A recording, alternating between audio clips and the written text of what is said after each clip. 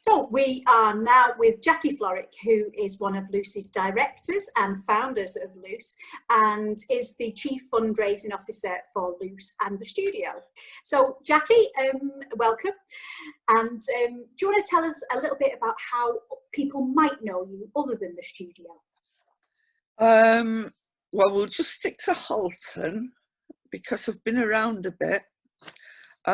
So I moved here in about 1974 because the marriage had bit the dust and I needed a house and a better paying job, because I was working at that time in the psychiatric hospital in Chester as an art therapist, and they had a pottery and a kiln, so that was brilliant because that was mainly my interest in art.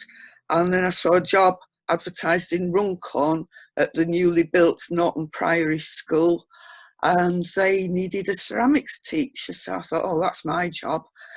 So I went and got that job, and also got a council house on Castlefields, which was lovely because although I hate new buildings, new houses, Castlefields is built on Norton Priory, part of Norton Priory, so it's still got a lot of old trees, so it doesn't feel temporary and new. I'm looking for where my notes were to try and shorten this. Right. So yeah, the job in the psychiatric hospital.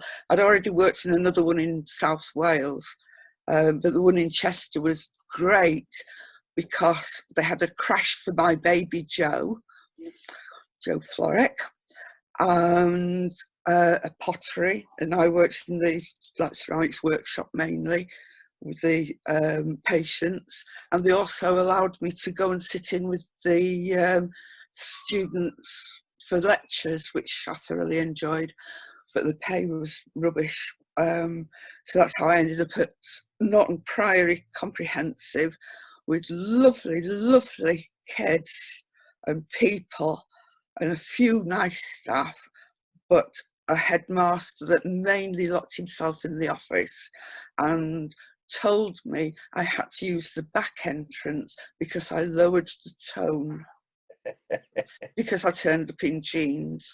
And I said, well, give me a technician then and I'll come in a frock. So then he settled for me using the back entrance. But he used to lock himself in the morning before the kids arrived, and he wouldn't emerge until all the kids had gone. And then we got a really good headmaster called Gordon Bell, who was a proper human being. But by that time I was ready to move on, and I moved on to Halton College. And I need another drink of water now because my mouth's gone dry. And because I've been scrabbling through all sorts of things in my junkyard of an office, I found, this is jumping the gun a bit, the feedback magazine that we used to put out. Yes, so that's some of my students and such lovely people. And working in Halton College, thinking about it, that is related to one of the questions that I've got written down here on paper that somebody's asked about, sort of like what made me want to set up the studio. And I think the art department in Halton College and the college as a whole in the olden days I wanted the studio to be like that, like a refuge for strange creative people that didn't fit in anywhere else. Because Halton College, we didn't get the high flyers. We got all the odd people that didn't do well in school and then came to us later on, or like I can remember one mature student who became my mother, no, not my mother-in-law, what do you call it? Oh, well, she's Anne Brennan. She's the mother of her daughter is married to our Joe. And this is what I love about living around here, because I've never had any roots until I moved to Runcorn. So I've probably, been here 40 odd years, and I love it because, like, Anne, who was an amazing student, and she went on to do a degree in Manchester. It's like, when they say roots, it is roots, because everybody links to each other eventually. It's like a big piece of knitting. Which is where I come in, because I'm married into the family as well. And I used to hang around Halton College with Joe, and of course I saw you there when it was still the good old college. Which leads me to a question that I can ask, actually.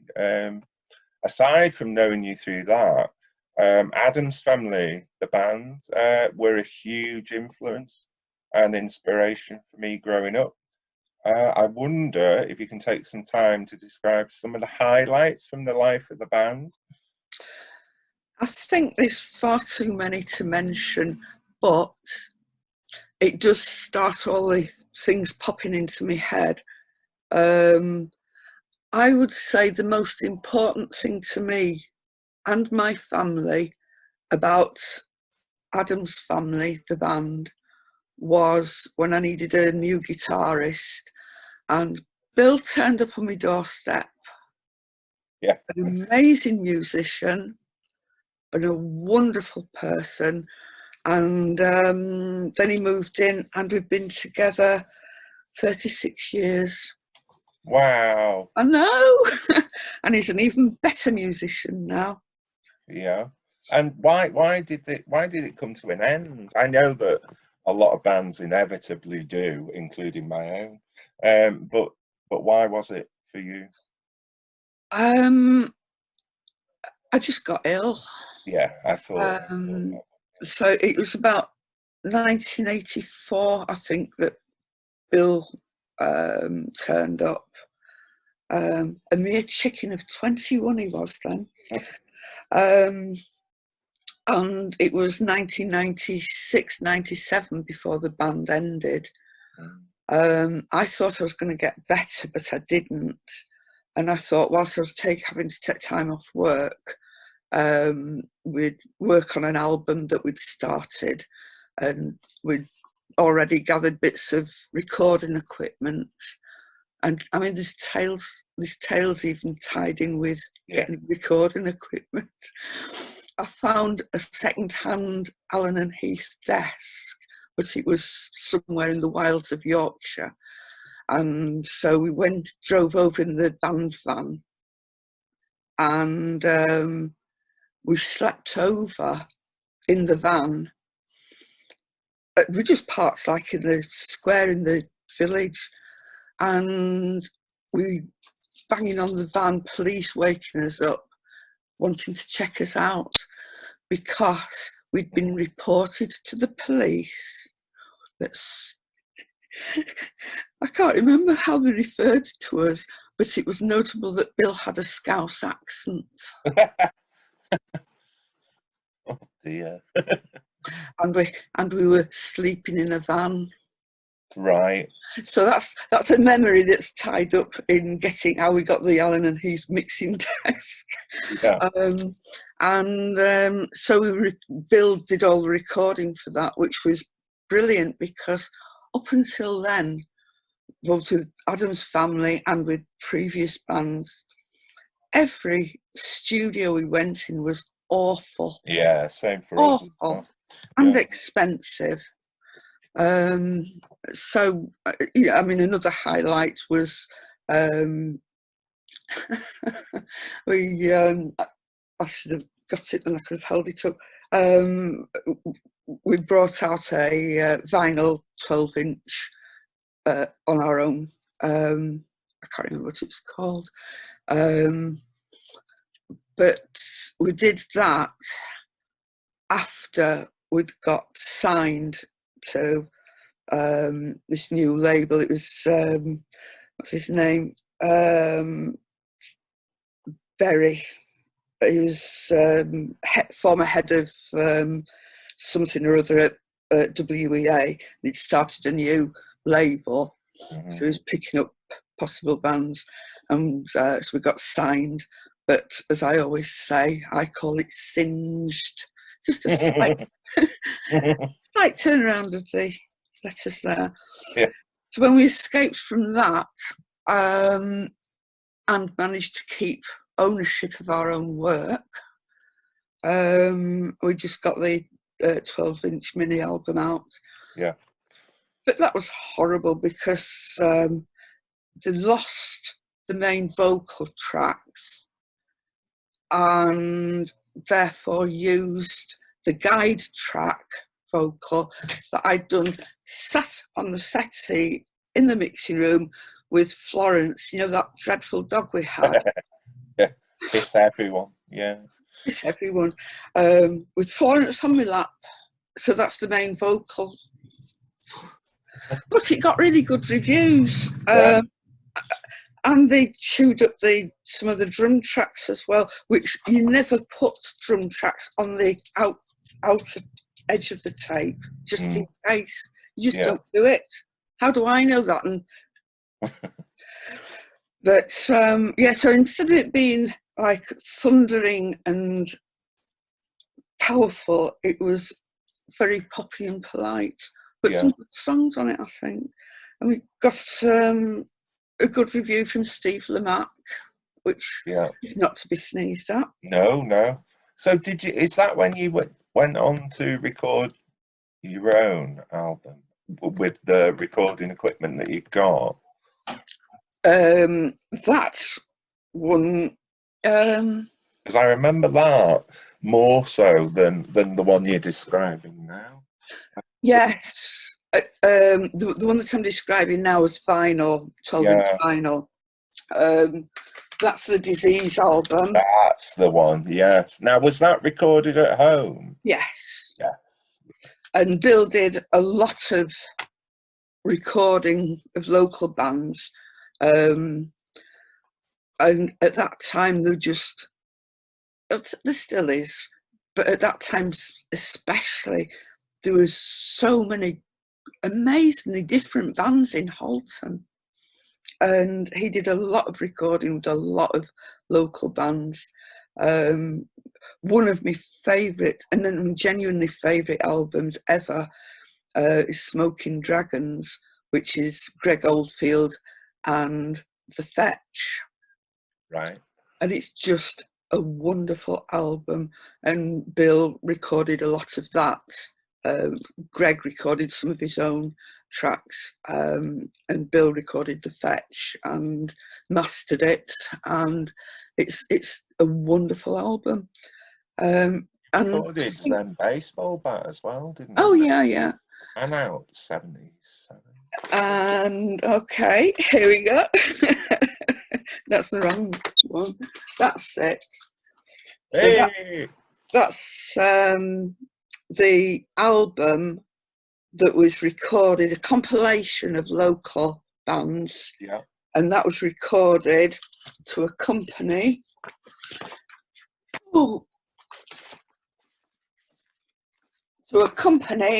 Bridge Over Muddy Water book. Yeah, and that brings me nicely to my next question. I'll just say what the book was about. It was the last 100 years of local history in this area.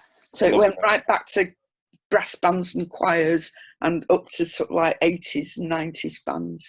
Well, that is a massive thing to take on. And I know it was a big thing for Bill as well, recording them all. So why? What was the inspiration behind doing this? Roy Jones, in two words. Yeah. Roy Jones. Around 96, 97, I'd had to leave work because it was obvious I wasn't going to get any better. Yeah. And around the same time, Roy Jones joined the arts team, newly formed by Halton Council. and Roy was the music worker, Right. and a very, very inspirational, practical person. He was a musician, but he was so much more. Yeah. I think the job he'd had before becoming the music officer, he'd been working in a drugs rehabilitation place, but using music. He's a wonderful person. He really is. And it was his inspiration. Like at that time, there wasn't much happening in Hull. No. There'd always been a history of music making, but at that time it had got very fragmented. You're right. You're absolutely right. It kind of fizzled out. It died down.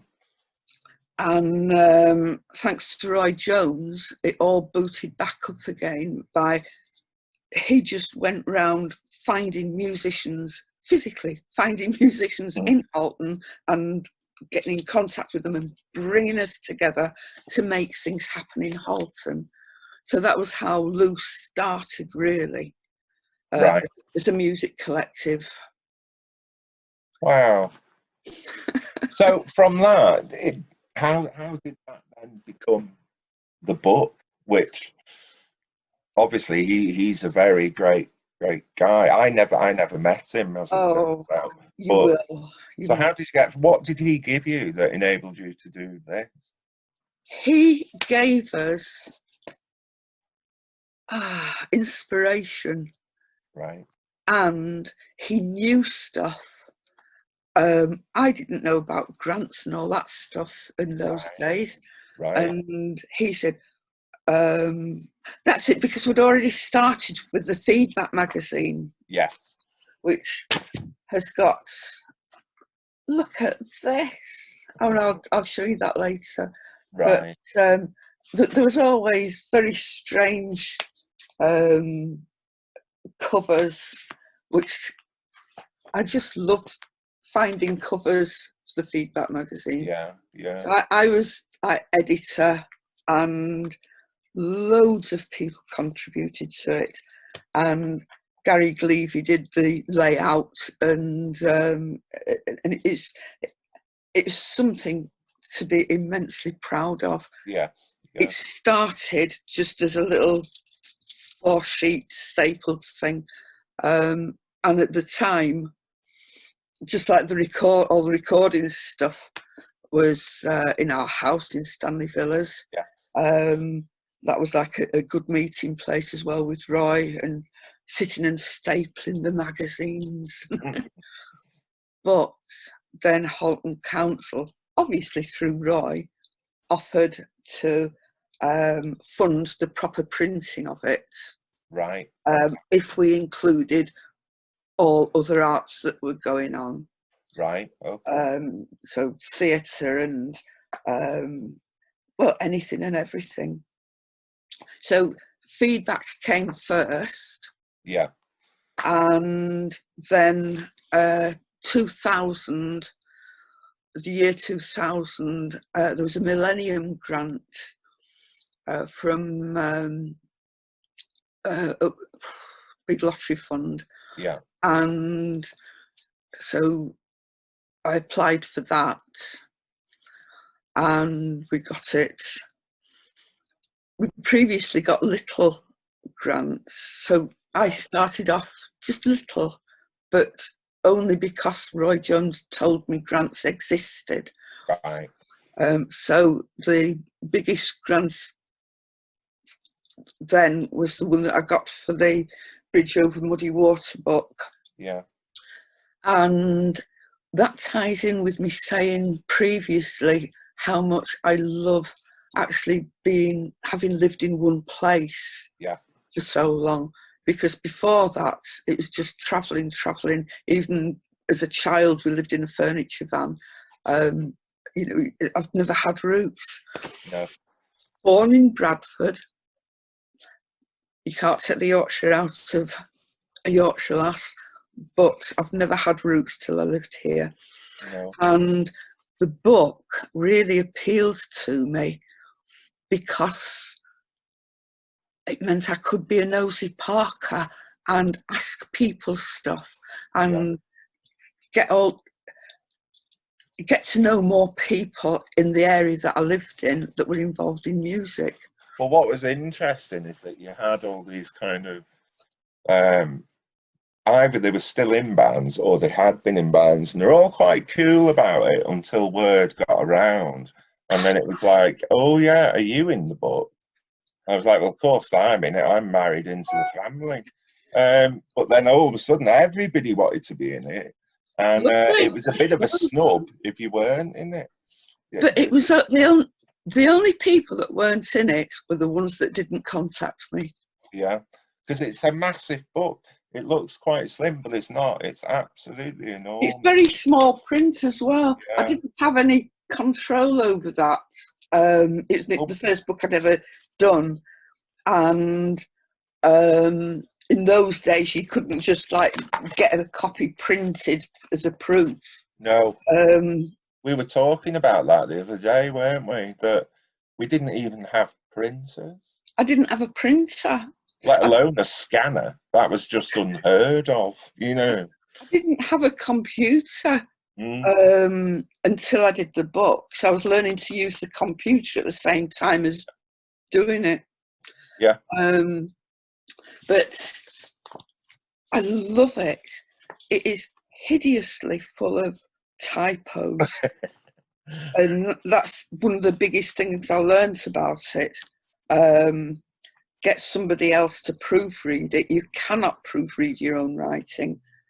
But this, and I got a lot of the, without actually thinking about it, now I realise I based a lot of the way it looks and the content on the Gothic rock book that Addams Family was in by journalist Mick Mercer, and he is a very he did it in a very tongue-in-cheek way. It's not boring, and he also was and I found that quite funny. He said it really put a lot of people's noses out of joint giving Addams Family 5 pages. We weren't famous. Well, this is it. Everybody started getting really touchy about it. And it's like, oh, well, you weren't bothered before, were you? But now you're getting published. Mind you, I've had some experience of that myself recently. But also another thing about the book, and it's weird because it's like years afterwards you hear about tales that were going round, and it's like we moved from Stanley Villas to the house that we're in now, and I had it reported back to me. I think it was via Livo. Somebody had said, you know, she got that house, don't you? What, from the sales of the book? Ripping all the bands off. Yeah, I got thoroughly ripped off. Yeah. I didn't have a penny out of that. No, I know. It's not like you paid for your interview, is it? It's nice as well because before that, because I'd had to leave work and I wasn't well, I'd started writing for a new music magazine that came out called Making Music. And that was really good because I did get paid for that. It's a national magazine. And occasionally, so I'd do like reviews and stuff. And I'd forgotten about that. I did a BBC Radio 1 review, albums review. Went over to BBC Manchester studios. Oh, I remember that. Yes. I just remembered that. Yes. Who was that with now? Was it? I can't remember. It wasn't Mark. It could have been Mark Radcliffe.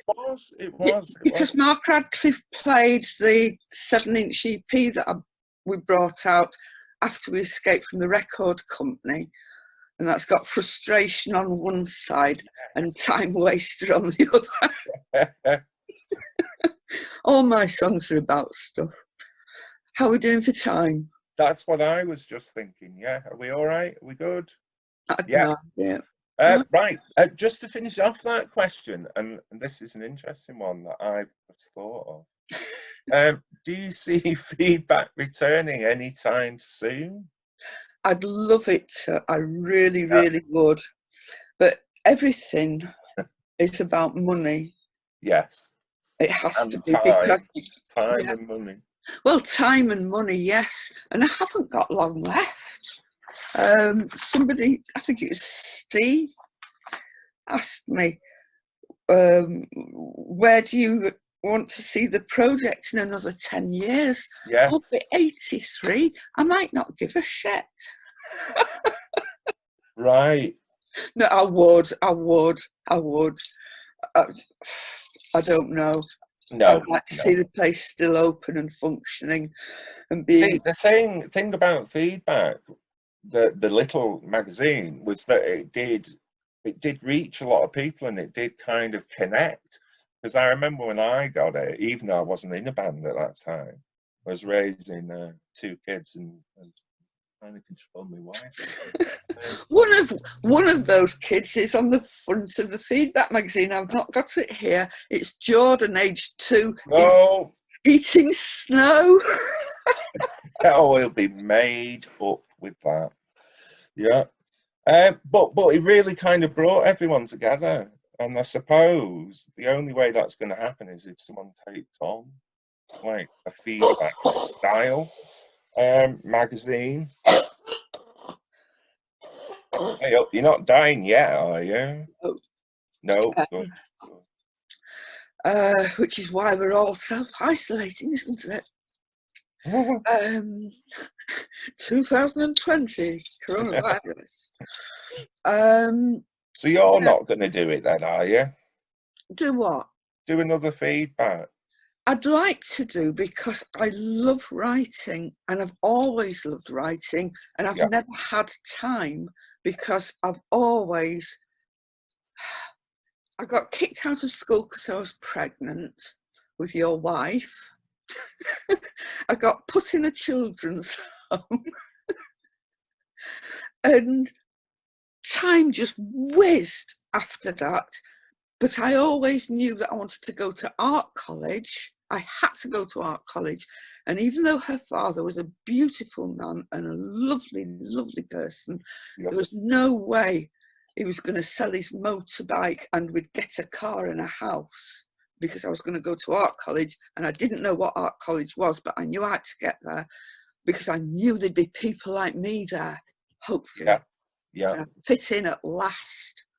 So I've just, like, I did my O-levels at home with Lisa under one arm and 12th night in the other. Yeah. I didn't know how to get an interview at the local art college, but somebody I knew went to the college, so I just went with them and asked if I could join. Please, sir. Yeah. I was living in Wakefield by that time, and I had an interview, and I got in, and that was the start of it all. And that was a lovely old-fashioned 2-year foundation course, and they had old men teaching that had old printing presses. They had it was fantastic. It was wonderful.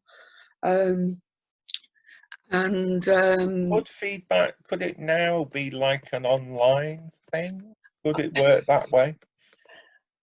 That's one of the things, isn't it? Because we needed Feedback magazine, because everybody wasn't on you didn't have mobile phones, and there was no connection at all. There was nothing, was there? No. So I think it might have to be online to be cheaper. Yes. But I love opening. I do as well. Yeah. But you see, the thing is, now that I go to the studio, I know about the local music. But before I joined the studio, I had no idea about who was currently out there. And that's what feedback did. It kind of reviewed and told you when things was on. And if you're not in the studio loop, or you miss like the Facebook post or something, it can be hard to. Yes, I'm very, very conscious of that, because Yeah. I wish that when I was a teenager, I'd had a place like the studio to Yes. take refuge in. That's what I said as soon as I walked in for the first time. Yeah. And maybe I wouldn't have turned out as mad as I am. But no, the studio is important. And also one of the things that I feel strongly about the studio is that it's open. It's not a clique. It's not. Yes, no, it's very friendly, very warm, very welcoming, bit bossy in places, but very welcoming in general. That's just James. So that's Yes. Right. Okay. Have we got time for another question? Yeah. We'll do one more.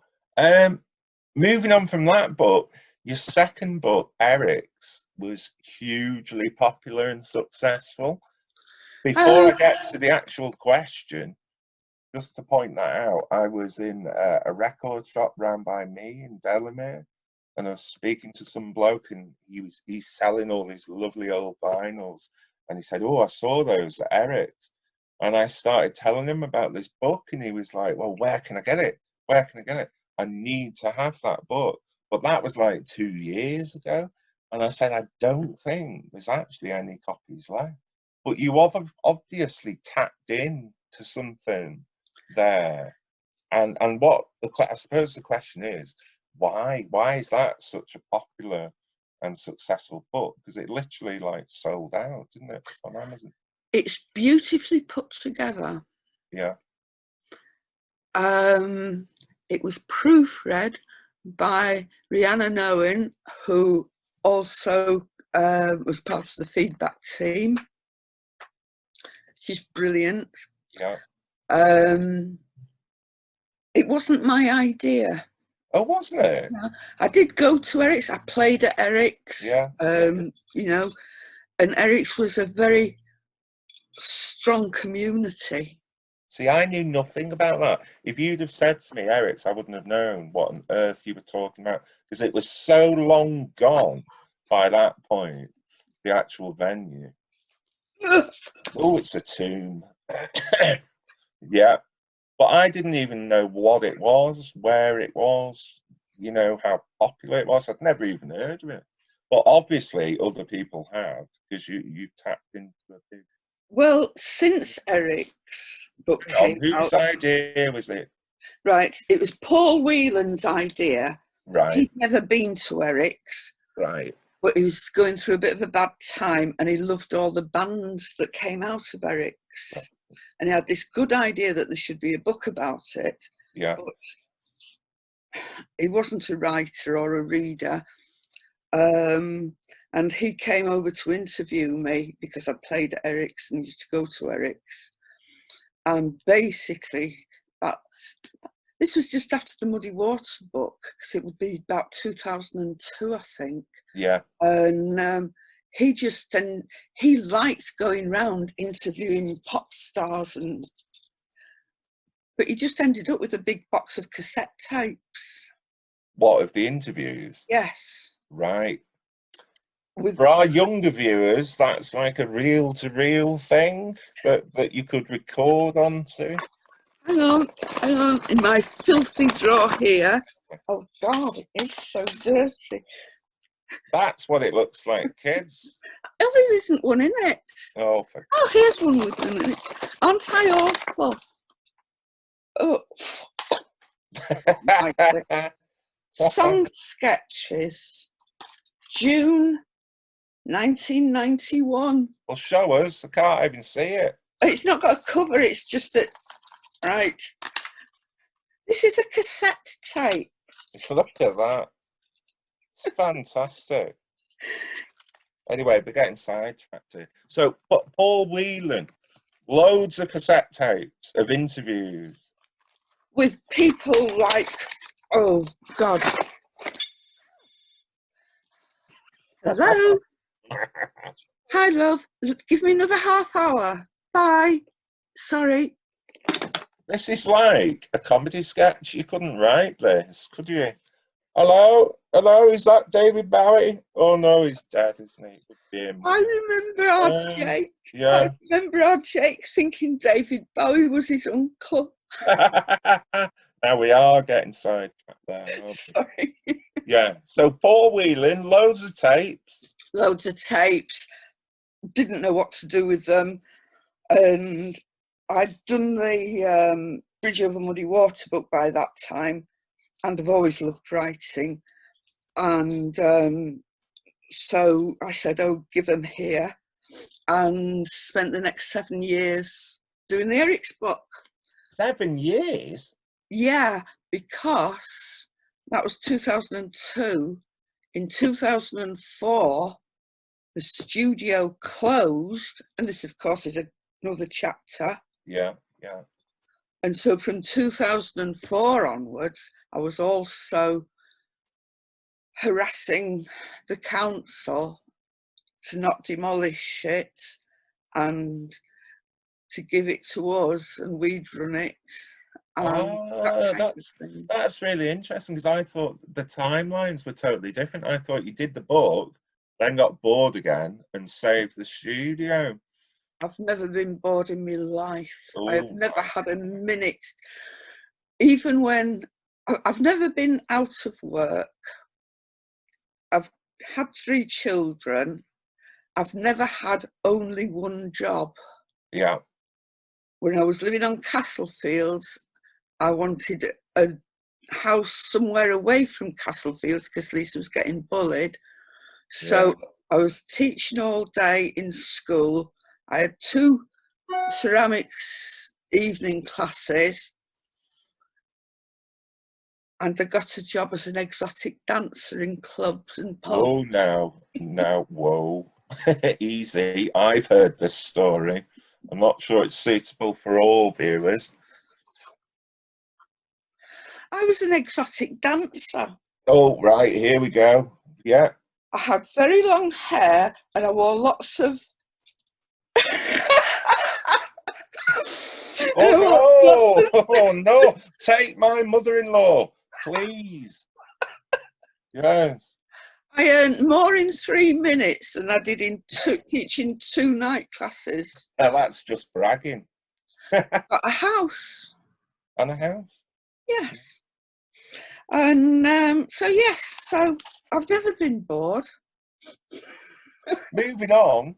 I was just bringing in a question from somebody else, although it is related.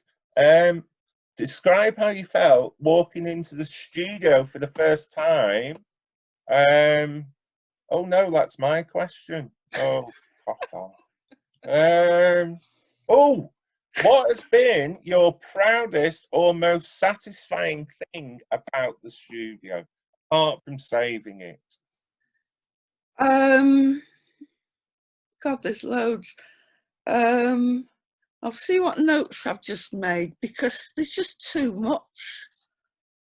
So what was me what? What was who? What? What did you just ask? What has been your proudest or most satisfying thing about the studio? It might be something that was put on there, or something proud and satisfying. There's lots and lots of things.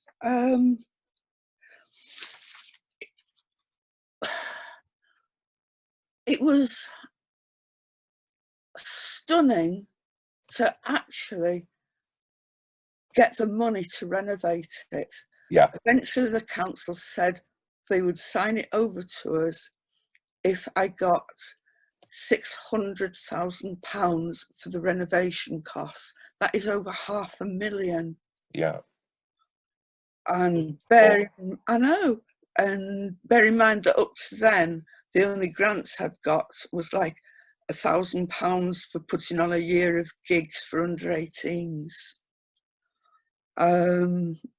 So £1,000 a year? Yeah. Good Lord. For a grant to get £500,000, it took 18 months, and we managed the whole renovation project, me and Stuart Joinson. Yes. And at that point I thought, we ought to be a company or something to protect us. I'm not going to lose my house now. There was too many to mention, but I think April the 17th, when the official opening took place,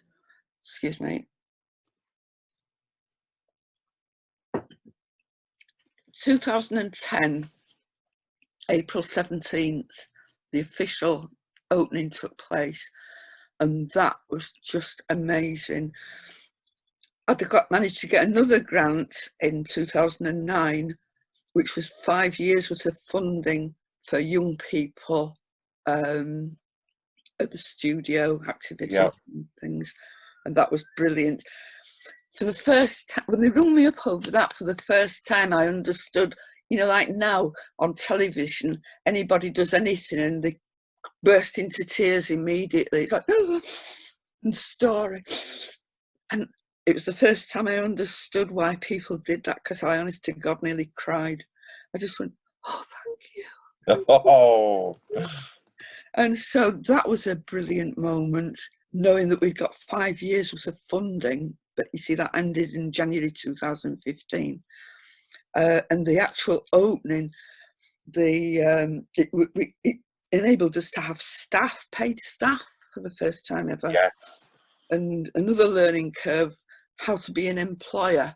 I'd never employed anybody. And the opening was just full of amazing activities that the music workers had put together. There was everything happening, absolutely everything happening. And so much came out of that. A lot of the kids that came, young people that came,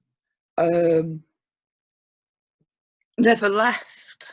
Yes. Like in Blackburn, he just like came for that open day, saw Amy, one of the music workers, doing circuit bending. And oh, I've seen him do it. It's amazing. Absolutely amazing. I know. So it's not all just about music, it's the tech and stuff behind it. In fact, I saw Liam do that at your Jake's place, drop the dumbbells. Yeah. And that's before I knew the studio. So before I even knew where he got those skills from. Right, I've got another question for you. That one was from... Are we allowed? Pardon? Are we allowed? Yes. This one is from Steve. Yeah. What do you hope continues to be, and where do you see the project in another 10 years? So what's good, and what else do you want, I suppose? What people don't realise is that you never stop. No. You never stop. Because when you get a grant, you're doing reports to keep the grant. When the grant ends, before the grant ends, you've got to try and get another one. Was it not last year, the year before, wasn't it, Louise? It was. There was nothing left, was there? Well, it was so hectic because we had a lot of small grants.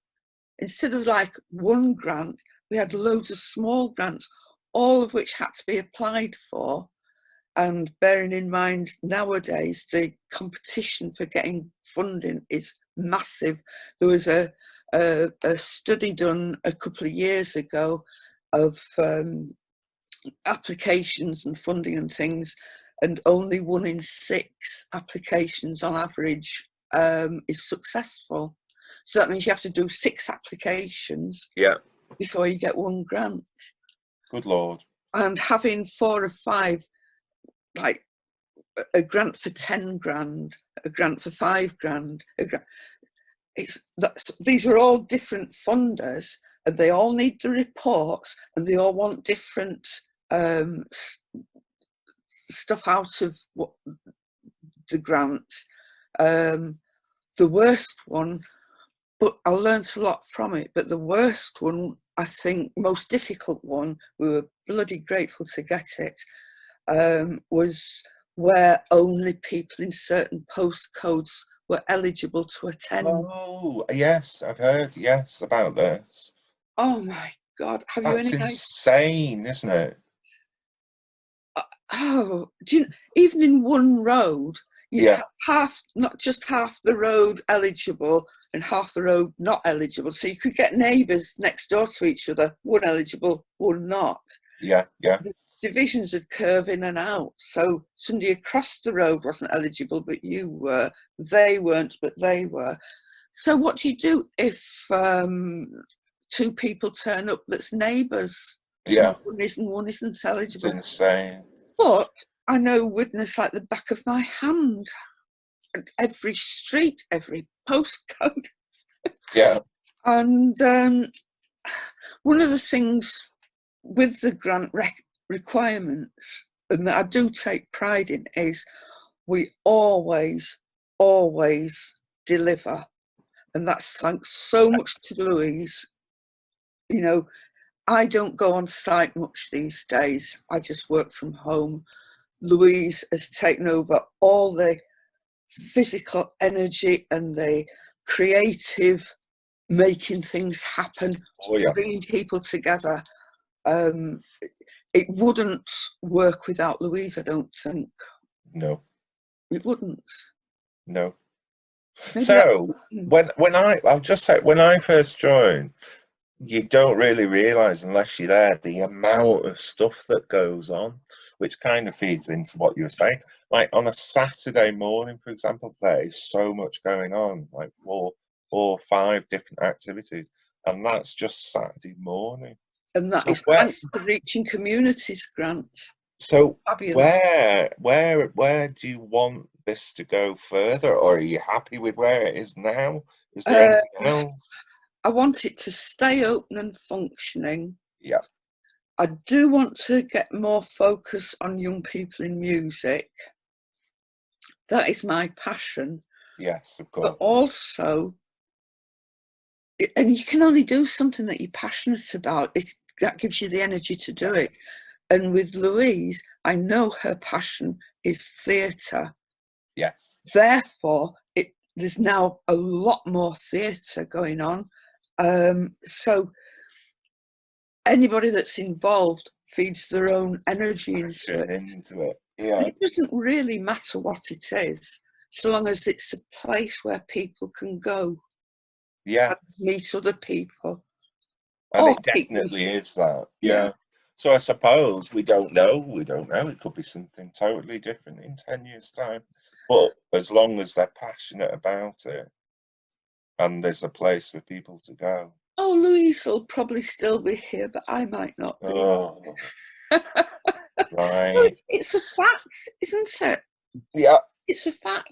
I mean, we are looking after Bill's mum, who's 90, but I don't think I've quite got her genes. Hey.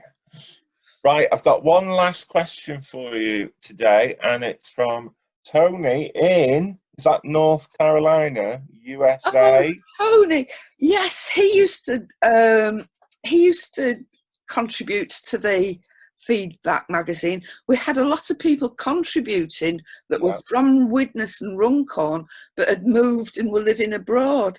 So when our Joe was in Japan for 5 years, he was our man in Japan. Not only teaching English, he was DJing and And Tony was a big part of the local music scene in the 80s. I could talk for another hour about that. I won't. And I can't remember what his column was called. But he had a regular page and I can't remember what it was blooming called. Oh, should I ask his question then? Yeah, sorry. Yes. Musician in Great and Lady Soul. Oh, yeah. Right, he wants to know which, one only, LP record would you grab if your house was on fire? I would probably burn in the fire. I couldn't. I'd just be going, oh, and I've got bookshelves in every room because I love books. And I couldn't physically save all my books and my records, but I wouldn't be able to leave them either. Excellent answer. And I think we'll leave it there for today. Thank you, Wayne. That was a lovely interview with Wayne Cookson asking the questions, and Jaki Florek, director and volunteer and chief fundraiser for Loose and the studio. So thank you both very much, and thank you to James Swift, who's now going to change this into a podcast. So you'll be part of the studio talks. Thank you all. It was very enjoyable, and we're going to pick up more with Jaki and Wayne as they delve into Jaki's mind and the heritage that comes with it in terms of her knowledge about the studio, Loose, all her artistic endeavours, and we're hopefully going to aim towards another book coming out of Jaki. And the book... Are we still recording? Yeah. Yeah. I must say this, I'd forgotten to say it. There is going to be another book out. We did a wonderful heritage project a couple of years ago, focusing on the Queen's Hall. And we've got so much amazing historic data and people's memories of the Queen's Hall, which now is sadly demolished. We managed to save the studio, which was the building attached to it. Studio originally was Sunday School, built in 1879. Queen's Hall, originally Wesleyan Chapel, built in 1864.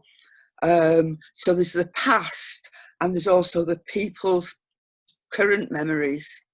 And we need to, we've had loads of stuff from the Queen's Hall memories. We need to now gather memories and information about the studio, and I really am asking now anybody to please contribute.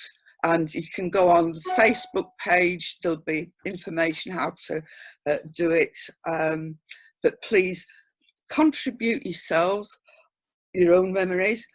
Ask your elderly relatives before they pop off. We're not here forever. You can write your own pieces. You can just do an interview and we'll write it. Photographs, anything. Lovely. Next book. Lovely. And I look forward to speaking to you again soon, in a bit more depth for some of those.